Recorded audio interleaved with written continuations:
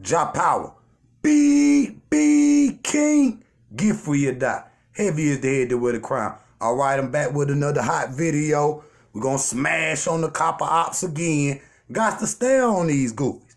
Got to stay on these goofies. This is a very important topic. We got to stay on people like this in order really to rid them from our community.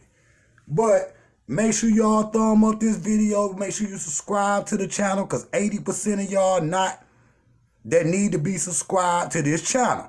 And you watching it anyway, so you might as well subscribe. All right. So tonight I'm gonna show y'all how the Africans brought the West African festivals to America and created Mardi Gras. Okay? And created Mardi Gras. Not only that, I'm gonna show you where the foods in America are African. You see what I'm saying? I'm gonna show you and break it down on each level. Make sure y'all watch the video to the end, because I got videos on here I want to play for y'all too. You see what I'm saying? And they all the way through. It's about 7 to 8 on, so make sure you watch the video all the way to the end. But these right here is the copper ops. You see what I'm saying? These are the copper ops. Now y'all know, y'all don't watch my other videos. And we know now that they are Africans that ran from the slave master and sought refuge with the Indians and end up accepting Indian culture. Okay? And so the other half of them were slaves to the 5 tribes. You see what I'm saying? Chickasaw and all of that. You see what I'm saying? Thumb up this video, family, because this going to be hot. Thumb up this video. Now I'm going to show you how, of course, I'm going to show you, also that these people right here joined the Indians in order to escape prosecution from the white man and try to obtain freedom. Okay? And I'm going to show you. Now, most of these so-called copper ops, these so-called pretendo Indians or whatever, you see what I'm saying? From Turtle Goofy Island or whatever, that they are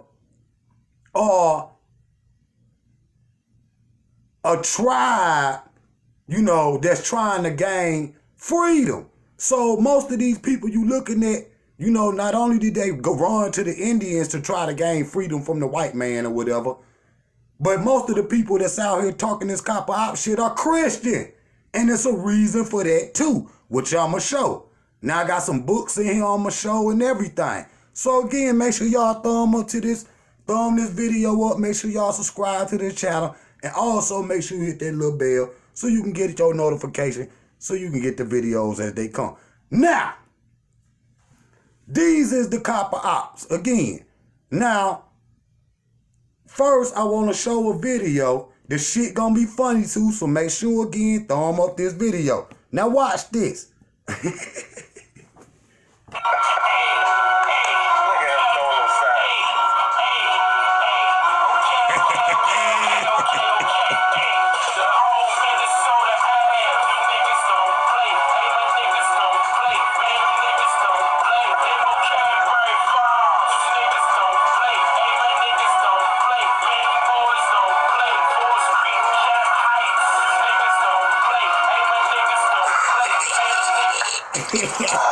Now, yo, that's Fat Boy, Young Diesel and shit. This motherfucker out here trying to be some type of rapper or something. This shit, man, it done flunked it. Then they got an F, and then they trying to come out here on some copper op shit and convince everybody that they was Indians. Now let me tell y'all something. I've been on these boys since they came out. They a small part of the reason why I created a YouTube channel. Because I seen the little shit with it. The Russians had put out an article that Africans were really Indians and was old millions. Dane Calloway took the article, ran with it, and posted. I said, oh, hell no, this nigga lying. You see what I'm saying? A lot of y'all fell for the goofy. A lot of y'all fell for the goofy. That's just facts. So Young Diesel, a.k.a. Thicky Ross, I told y'all niggas and shit. So this right here The Clotilda. Now, he talk about ain't no slave ships. Now, here go another example of another ship that our people, black people, done took their own damn money, done took swimming and diving lessons, you know, to go down and grab these ships so they can be restored, you know, and put back in the history. And that's what I be telling y'all about, you know. And I like when they tear down the slave master, you know, statues or whatever. You know, but you also destroying history. So, you know, and it's a curse and a gift, because when you do that shit, you know, a lot of history is going to be gone. Because you can't let them, they already trying to make it seem like we immigrants that migrated from Africa to over here. The American government instituting that into the school books, where they trying to erase slavery. The same shit Dane Calloway doing. That's why I said this Negro trying to let the white people off for what they done. And believe it or not, majority of them copper ops are white people, especially the ones in the comment. Every platform they get on, asking them to show their face. I bet you they won't do it. Why? Because they either mulatto or white. That's just facts. That's just facts. So they gonna protect, they the buffer zone for the white man, period. Hold on. Again, thumb up this video, but it's some slave ships, buddy. It's some slave, believe that. It's over 12,000 sites. And our people, African people that's in America, is spending their own money to bring them up. Now, talking about some receipts. Now, hold on, before I go to that. Benin officials apologize for their role in the U.S. slavery. Now, he's saying it ain't no slavery. Why would the Africans apologize for their ancestors' role in slavery? Which I told y'all how that happened, and we can get into that on a later date. But that's proof right there, a fact that, you know, Africans, and they talk about 12 million. It's way more than that. It's way more than that. You see what I'm saying? It's way more than that. And I'm going to dive into that. But you see many nations, Ghana, and I get emotional for real, because when they say it, it hit home. You know what I'm saying? And it bring, you know what I'm saying, back joy and pain for what happened in the past. But just to hear them to be able to apologize to the African community outside of Africa for that, it's a beautiful thing. Thumb up this video. All right, we smashing on these goofies. Now, this right here, I got blow it up. It's the Whitney Plantation. Now, I'm not going to be able to read all of it, but it's going to tell you about how we were brought as merchandise and what we brought with us, the foods that we brought, the festivals that we brought. Okay, now look, root into the penetration of the hinterlands and divides the regions into two parts of northern Senegambia. Now this, well, again, the jump off points was West Africa. You know what I'm saying? But a lot of us are West African, okay? You know, in Senegambia and southern sites of many constructs based on historical societies was the principal food crop, erasing the tradition and practices. The main ethnic groups are Wolof, Fubia, and Shiri, and the Moors. Listen to this now. But the monopoly of the French company of the West Indies. See, if you debunk slavery, you got to debunk all the nations that was involved in that trade. Mainly in Europe and in Arabia, but mainly in Europe. You see what I'm saying? This was the main economic of the world. The main economics of the world. So if you try to debunk, then you have to debunk every American blacks. You do have to debunk all the blacks that was brought here illegally and legally, okay? So now, I got to keep reading too. Hold on. The monopoly of the French West Indies Company had its headquarters in St. Louis at the mouth of the British, British who constantly competed for French and Barbarian and Mandingo were among the most that they very contributed very deeply cultural influences into Louisiana, including masking. Okay? Including masking. Okay? That's Mardi Gras. And I'm going to show you that in a minute.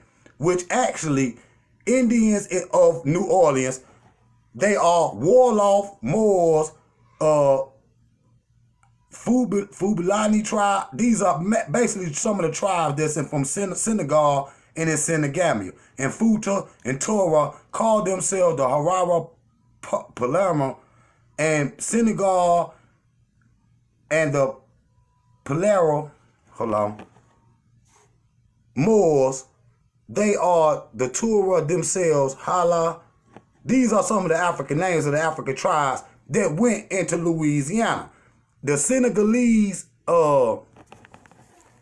went into Louisiana. The Baku and the Lippin folk tales of Louisiana originate from Senegambia. Okay? These tales also survive in Barbados as Bunky the Rabbit, Bunky and the Rabbit. Bunky is the Wolof name for hyena. His name came from enslaved Africans, distinguished Wile E. Coyote, along with Bugs Bunny. Warner Brothers took this rendition basically from the Africans. So when you looking at, anytime you talk about a people and who they are, you got to look at what they brought to the land, which I'm going to show. So even when you talk about Wile E. Coyote and Bugs Bunny and all that, they stole, that's an African story. You see what I'm saying? Which we know they always steal African stories. Now, the Copper Goofies can't get around that right there, because you see these people done brought everything, the foods, which I'm going to get into in a little bit. They done brought in many different things into the Americas. You know what I'm saying? Language, everything. So, we're going to go up out of it. Now, you see right here, which I have showed before, that the Atlantic, so-called Atlantic Sea, was once called the Ethiopian Sea. Okay? Because the maps that they got from the Moors, okay, in Spain, when they was in Spain in 700 AD, 700 AD, when they was in Spain for 700 to 1492, which was the year Christopher Columbus sailed, they took hold of those maps that the Moors had left, and then they ended up getting to America. But the Moors got their shit from the Nubians, period. And these are renditions of those more ancient maps, okay, period. And I showed y'all some of the other maps too. So let me jump back in. We just getting started. Yo, thumb up this video. Got another video for y'all. Let me run it. African slaves in North America were in Spanish colonies in the early hundreds. The San Miguel Guadalupe colony was formed in the area that would become the Carolinas. That colony experienced a revolt in 1526, in which there was a struggle over leadership. The slaves took the opportunity to revolt as well, and they escaped to live with the local natives. The colony was then abandoned. Okay. African slaves in North America were in Spanish colonies in the early... Got another video. Codifying slavery. First, a 1661 law established that, as had been done in the earlier case, Africans who ran away from indentured servitude would be sentenced to serve their masters for life. Other laws made the condition of slavery hereditary and allowed the use of force against slaves. In 1656, Elizabeth Key Grinstead became the first woman of African ancestry to sue for her freedom and win. Her case was based on the fact that her father was an Englishman and she had been baptized a Christian. The legislature responded to the court's decision. Be it enacted and declared by this present General Assembly that all children born in this country shall be held bond or free only according to the conditions of the mother. It is enacted and declared by this Grand Assembly. The of baptism does not alter the conditions of the person as to the bondage or freedom. You In heard other that? words, if a child's mother was a slave, the child would also be a slave, regardless of the father's status, and baptism into Christianity would no longer be a path to freedom. Other legislation followed. Now, what was I saying? Now, again, a lot of black people at that time in the 1560s and shit was running to the Indians, okay, to seek refuge. You see what I'm saying? Then they changed the laws where you couldn't be free from being, you know, with the Indians or whatever. Then they tried to run and be a Christian. These black people still try to run and be a Christian so they could obtain freedom. The white man changed that law. So this is why majority of these people that talk about they Indians still got Christianity. The copper goofies forgot to show y'all that part. Okay? Okay, which I'm going to show. I got the documents. Okay? So right here. Let's look right here. Should I start up here? African women moored at Hampton Road at the mouth of the James River for many years. Historians believe that they were the first black people in British North America. They were part of a group over 300 who had been taken from Angola by the Portuguese enslavers. They had set sail port from Verda Cruz in Spain to Mexico. The Dutch warship, you see what I'm saying? The Dutch warship, see, all these ships was transporting Africans. So you talk about slave ships? No, them motherfuckers was ravaging the planet. Okay, they was taking more than just, and they was inventing companies and making billions of dollars off of this shit. Matter of fact, which I'm gonna talk about this too. Andrew Jackson, George Washington, they spent over in today's money, it would be worth $30 million to kill off the Indians. So just like I told y'all, the Indians been dead 250 years ago. So what do y'all talk about? That's why when you look in the DNA of black people, it's less than 1%. Okay? Because they been gone. You see, that 1% come from, you know, either you made one of your ancestors made it with an Indian, that don't make you an Indian, or you know, you joined them. You know what I'm saying? You joined them, and so some kind of way you gonna have a little bit of, because you know they gonna have sex, period. You know what I'm saying? That they gonna, you know, they gonna congregate and they gonna make some babies. So what y'all showing is aborigines and all of that. Them is Dravidians, okay? Them is Dravidians. Even if you so-called indigenous, you still came from somewhere else, period. All them peoples came from Asia, so they ain't indigenous to America either. You see what I'm saying? Period. And I got something on the OMAC, and I'm going to talk about that later. So, the English ship had attacked the slaver that taken most of the human cargo and brought these 12 Angolans to Jamestown. The Dutch captain traded them to local officials in return for provisions. The Angolans became servants in Jamestown, officials and to favor plantation owners, in which we gonna deal with that too. The colony inhabits for two reasons regarding new arrivals and those black people who had been in Jamestown earlier to be unfreed but not slaves. First, unlike the Portuguese and the Spanish, the English laws for slavery. Second, at least those Angolans who were bore such name. Okay? Period. So what are they saying? They stole all these 300 Africans, took them to Mexico and Jamestown. You see what I'm saying? And they became servants here. At one point in time, he was savage with it. But he had learned from the Spanish and the French and shit, you know, the British and shit, that your slave is your money. And so he came with different practices. Okay? So the slave, you know, would live longer. You know what I'm saying? So look right here though. Hold on. There we go. Look right here though.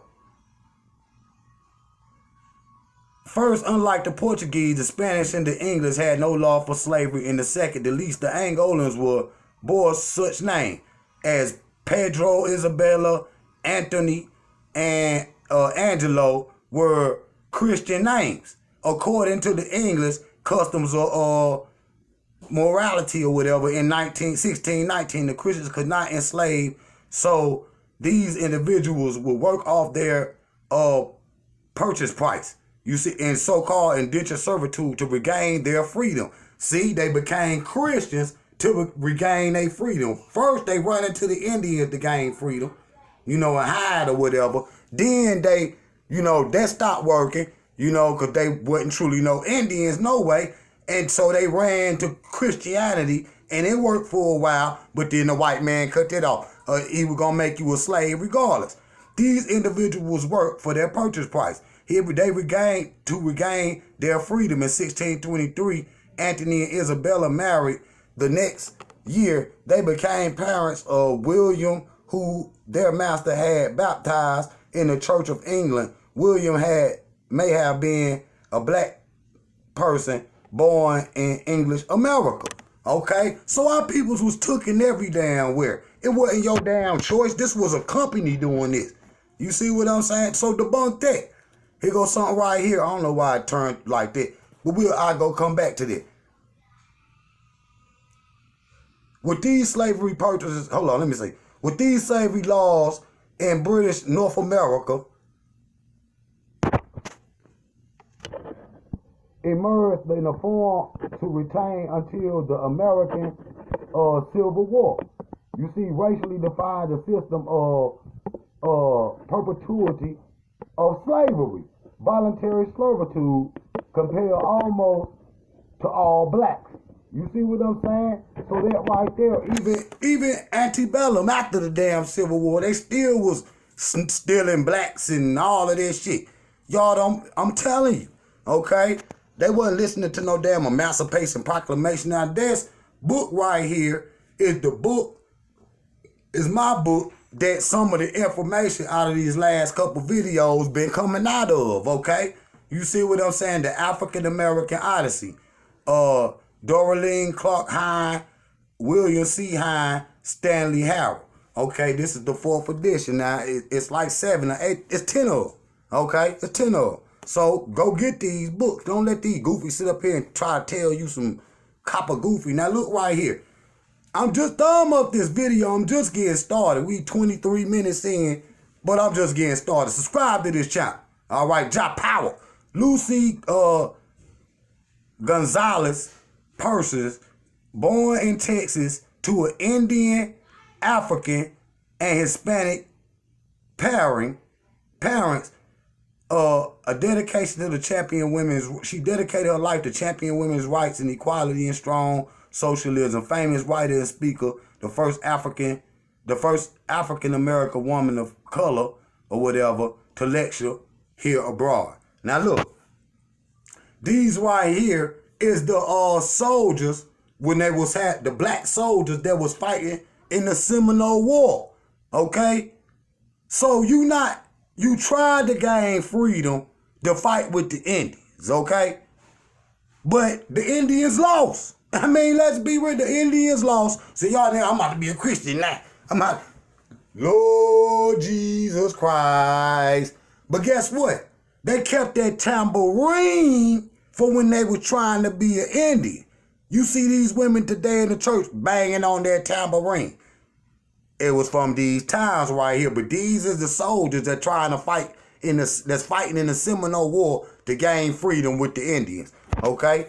Fact. Okay, now Jim Buckworth, he was chief of the Crow Indians, U.S. Army Scout. Again, another African fighting for and the freedom of the Indians to try to gain freedom himself. But again, the Indians lost, so they tried to run and be Christian. If you ask these goofy cop-outs right now, I guarantee you they go to church.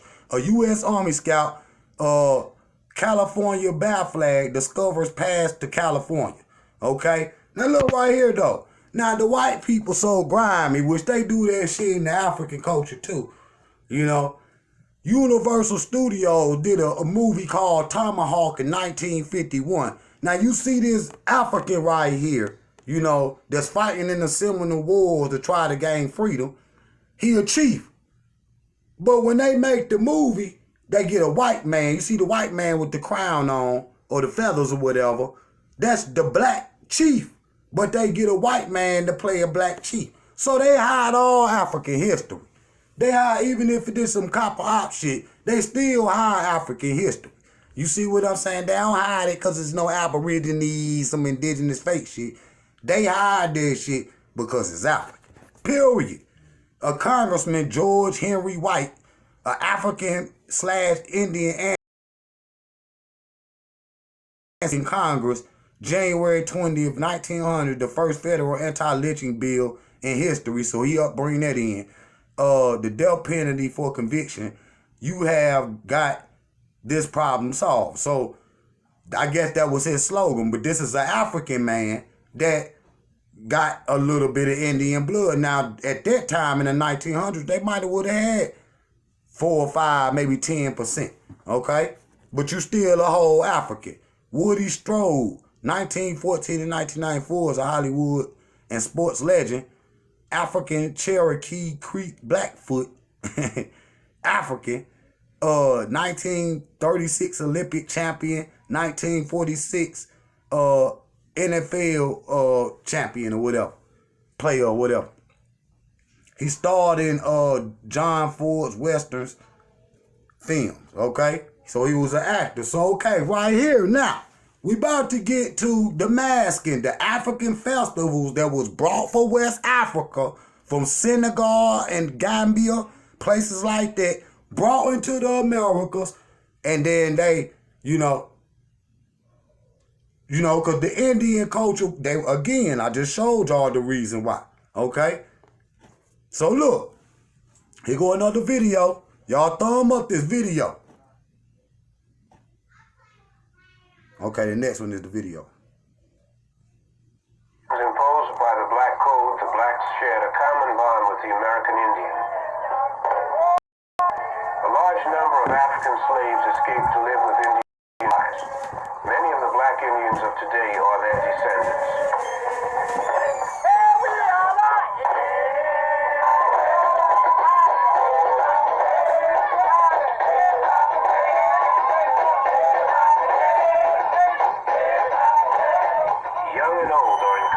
Participate in the dance. Tribal dances are usually conducted by men. A practice takes place in a neighborhood bar on Sunday after church hours. It is more than a practice. It's a celebration of life. This is the dance of the chiefs. It was imposed by the Black Code. The blacks shared a common bond with the American Indian. Now look, you heard what he said. A large number of African slaves escaped to live with Indian tribes. Exactly. A large number of African slaves ran to live with the Indian tribe. Period. Okay? Here go another one. Now notice this tambourine too. You see what I'm saying? Thumb up the video.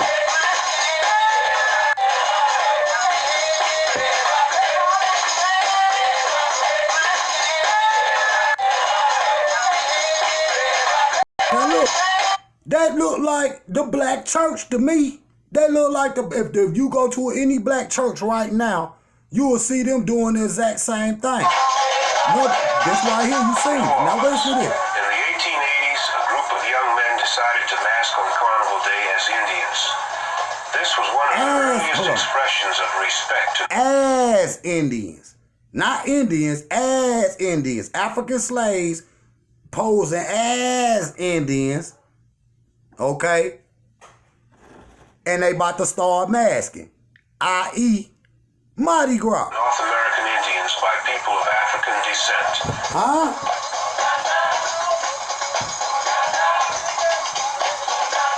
The group called themselves the Creole Wild West. Their first chief was a man named B. Kate, who was a descendant of Africans and North American Indians. Allison Tootie Montana, big chief of the Yellow Pocahontas tribe, is the great nephew of B. Kate.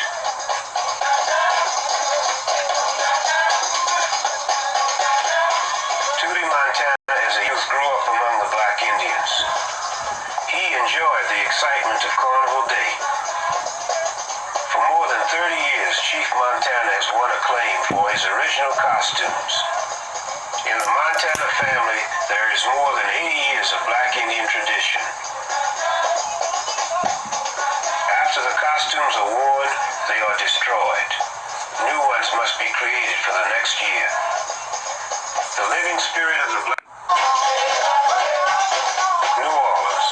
In the 1880s, a group of young men decided to mask on Carnival Day as Indians. This was one of the earliest expressions of respect for Indians by people of African descent. See? Of African descent. So Africans created Mardi Gras. Period. The festivals come from West Africa. I don't care if they dressing up as peacocks and Indians and shit. You see what I'm saying? And this the masking or whatever. Now, for me, when I look at this right here, no disrespect to the Indians, you know, and the real Indians, not the fake copper ops, you know what I'm saying? Y'all copying Indian culture or whatever. Don't know that you got your own, you lost your, you just joined the closest shit to you, okay? So, I can't put no shit like this on. They told me these shits weigh 100 pounds. Now look at these goofy Negroes trying to be Indians and shit. But the practice is West African. You see what I'm saying? Which I'm going to show the food and shit in a minute too, but this the mask and shit. Now look at this buffalo headed ass nigga right here with this heavy shit on his head. Now, if you walk around outside with some shit like that on, people gonna be looking at your ass like you crazy. They gonna be like, what the hell is that, bro? Would y'all rock? See, when I rock the African culture, it ain't nothing just who black people is. You wear some shit like this outside looking like a pink peacock and shit, you gonna goddamn, niggas gonna be wrecking in traffic and shit, trying to, who the hell is that? What the hell is that? You see what I'm saying? A now unidentified animal and shit. Look at this. African. You see them rings around it? That's West African. Okay? Okay? Period. So that's the masking again. You storm up this video. See, they don't even show no shit like this because it's African. It's African. See, when it's African, the copper ops try to skip over these parts. Negro, please. I know this shit better than y'all do. Again, another copper op with all that shit on at Mardi Gras. Hot as hell. Tired as hell, wearing all that armor and shit. There they go again, back in the day. And Mardi Gras doing the same thing. The Ninth Ward, the cell. But it ain't just them. It's all down there in the go. You know what I'm saying? It ain't. They were the minority. It wasn't no millions of goddamn Indians and shit that was African or whatever. Nigga, it was just a minority of black people that accepted that culture. Y'all the minority now. Black people don't accept this shit right here. So right here, again, humanity come from Africa. I don't care what you say. Period. Whatever you talking about, humanity come from Africa. If that shit was the other way around, then that's the way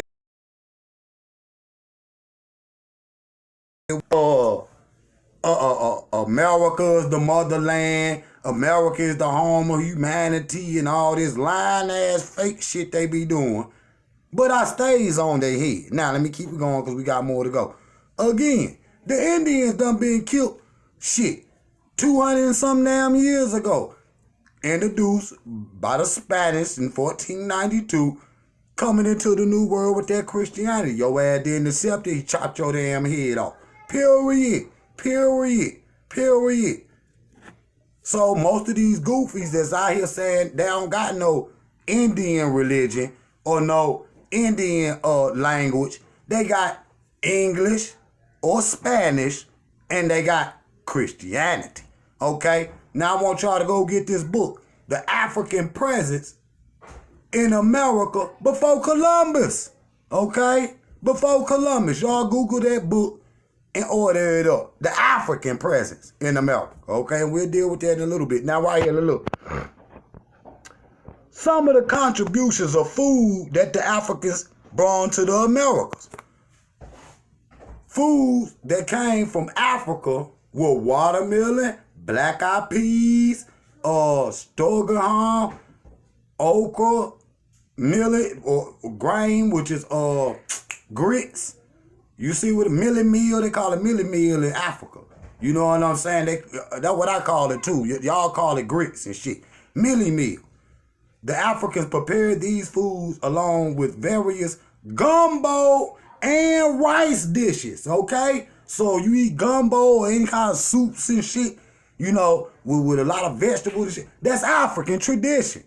And the women from West Africa came over here and planted the rice. If it wasn't for the black women that knew the science of planting rice, the damn slave master would even die off. Okay? But these foods that we eating over here in America, a lot of them come from African traditions. Many Africans prepare a single pot. I got one on in there right now.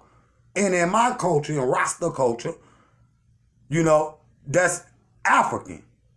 Many single pot meals, such as gumbo, taught these cooking methods to other Americans. So the Africans brought over here and was teaching the Indians on how to cook. Hell, they was still eating raw meat and shit like that. That's just facts. That's just facts. The European, he don't know how to cook today. Okay? So a lot of foods what you eating in America are African. All the peanuts and all of this shit, which I'm gonna show.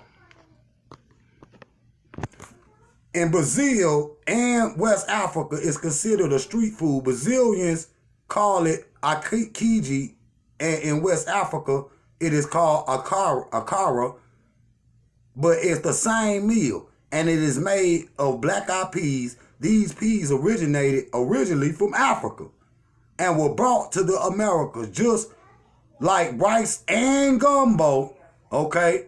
Rice and gumbo, we serve it the same way too, with the crispy a little bit,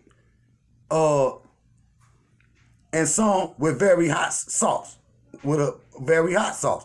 Now, akiji, the only dish exported to the Americas through the slave trade. Not all jambalaya, mixed rice and meat, vegetables, black-eyed pea meat, and gumbo, and hopping john peas are all dishes that have been readopted from Senegal, Nigeria, Guinea, Benin.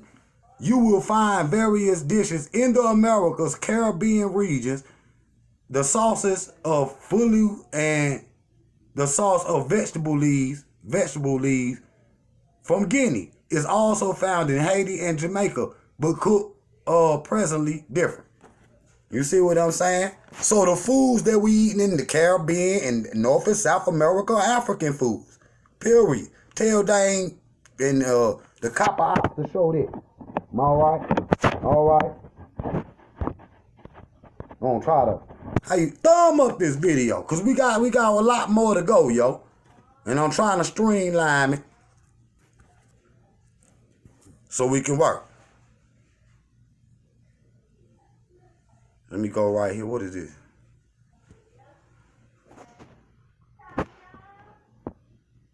The region of, listen to this.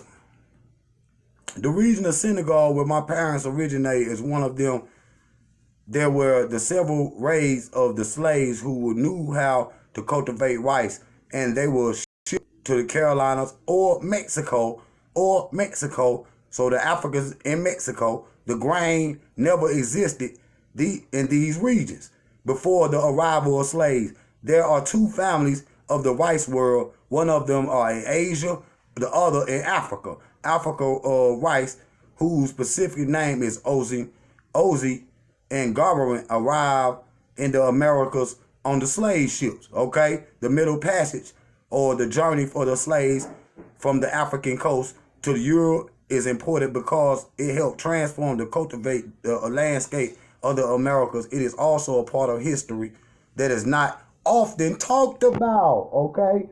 I was doing research there's somebody doing research and the origins of these countries. Senegal, that started a professional, I guess he a professional cook, and he went to go do all this research and went and found these areas where these foods originated at, okay? Even the Aki, okay? Even the Aki. So bam, right here.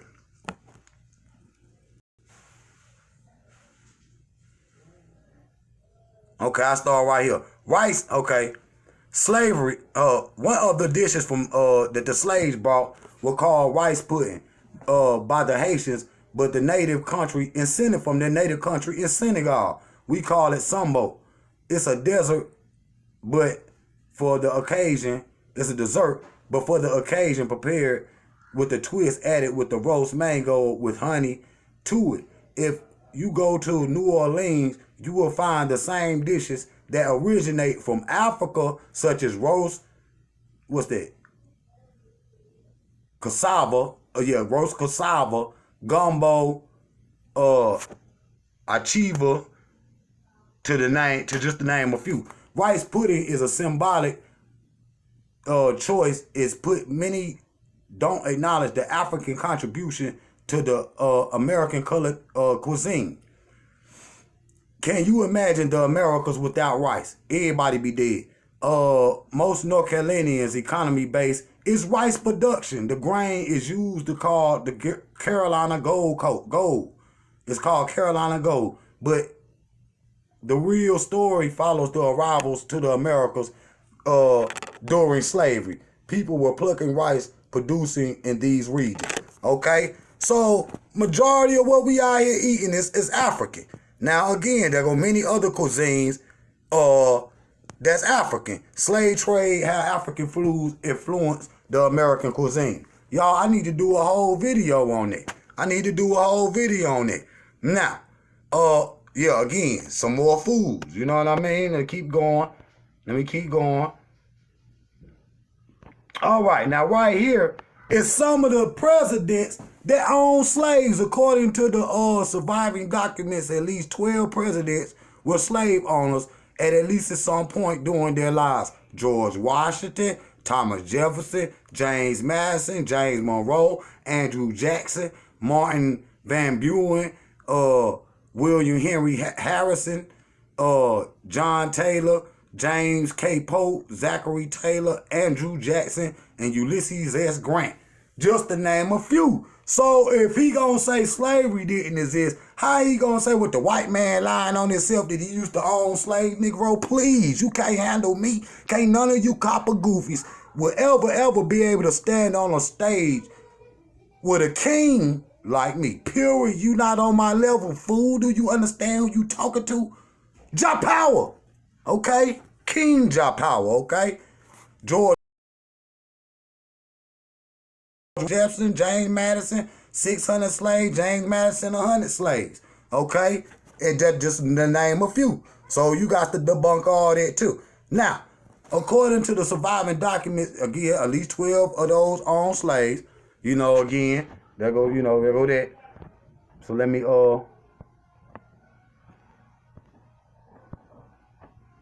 that's the same. Okay? So you will have to debunk all of that.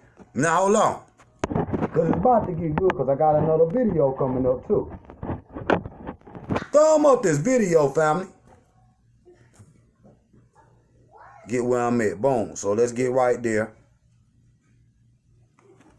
So y'all remember when I was talking about the Whitney plantation. Now this is the one of the biggest plantations in America, one of the richest slave owners in American history. And this is his plantations where people go to visit today. But that's the one I was, you know, reading about where, you know, the Africans was masking, you know, down in Mississippi and Louisiana, and the foods that they brought. This is the plantation that most of them was on. Okay? Now, hold on, I'm gonna show it to you. I'm gonna show it to you. Okay?